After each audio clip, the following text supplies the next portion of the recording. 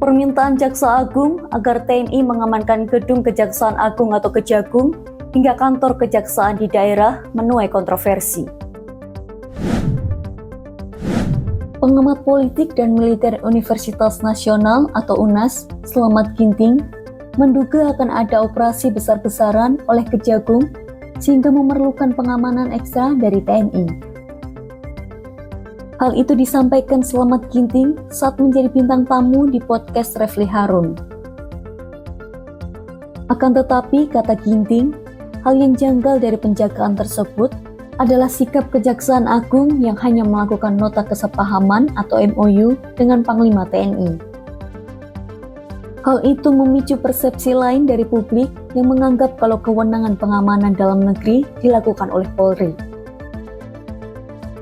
Pengamanan kejaksaan oleh personil TNI itu mengacu pada telegram Panglima TNI Jenderal Agus Subianto pada 5 Mei 2025 dan nota kesepahaman NK6-4-2023 yang ditekan pada 6 April 2023. Kepala Pusat Penerangan Markas Besar TNI, Mayor Jenderal Christo Mesianturi, mengatakan pengarahan prajurit dalam keamanan kejaksaan adalah kerjasama resmi. Komisi Kejaksaan atau Komjak telah memberikan peringatan kepada Kejaksaan Agung usai personel TNI dikerahkan sebagai personel keamanan kejaksaan.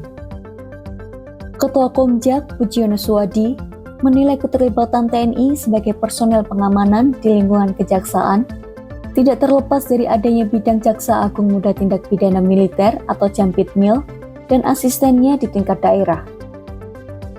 Menurut Pujiono, penyidikan dan penuntutan kasus-kasus yang melibatkan personel TNI atau perkara koneksitas butuh penanganan yang lebih kompleks. Dalam hal ini, pengamanan dari sesama personel dibutuhkan karena pemeriksaan saksi hingga penyitaan barang bukti dari lingkungan TNI ada aturan mainnya sendiri. Merespon kontroversi tersebut, Kejagung menjelaskan alasan lebih mengandalkan TNI untuk pengamanan ketimbang Polri. Kapus Penkum Kejagung Harli Siregar membantah anggapan bahwa hal itu karena ketidakpercayaan atau ketidakharmonisan dengan kepolisian. Harli menjelaskan pengamanan oleh TNI didasari kebutuhan akan tambahan personil yang mendukung profesionalitas dan independensi kejaksaan. Dukungan ini dimungkinkan karena TNI memiliki kewenangan sesuai fungsi dan tugas pokoknya. Harli menyatakan TNI dapat mengamankan objek vital negara yang bersifat strategis. Menurut Harli, Kejagung dan seluruh kantor kejaksaan di Indonesia termasuk dalam kategori objek vital strategis negara. Ia menambahkan, lahirnya UU Kejaksaan yang baru juga memperkuat hal ini dengan penambahan struktur baru, yakni Jaksa Agung Muda Bidang Pidana Militer atau Jampitmil.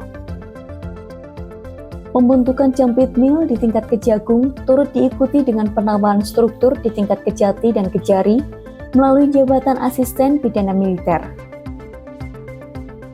Struktur baru ini melibatkan personel militer aktif mulai dari Jenderal Bintang 2 hingga perwira menengah. Harli menjelaskan keterlibatan personel militer aktif di sejumlah posisi kejaksaan menciptakan hubungan konstitusional yang memungkinkan kerjasama dalam penegakan hukum. Jampitmil berwenang menangani perkara pidana koneksitas, yakni kasus yang melibatkan pelaku dari unsur sipil dan militer. Sementara itu, kejaksaan lainnya tetap menjalankan fungsi utamanya sebagai penyidik, penuntut, dan eksekutor putusan pengadilan. Harli menambahkan ketentuan-ketentuan tersebut diperkuat melalui nota kesepahaman atau MOU antara TNI dan Kejaksaan Agung yang salah satu poinnya mencakup kerjasama dalam bidang pengamanan. Ia menegaskan bahwa kerjasama pengamanan tersebut tidak mengganggu tugas pokok masing-masing institusi.